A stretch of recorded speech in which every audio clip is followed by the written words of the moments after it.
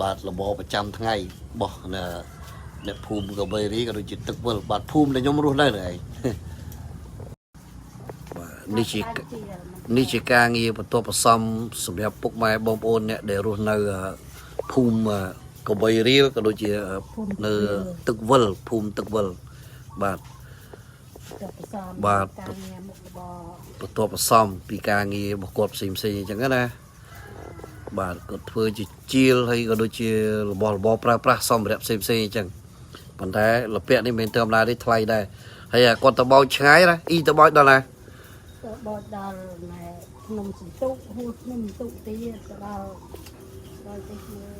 អូដល់ភ្នំសន្ទុកដល់អីឆ្ងាយតាំងកសាំង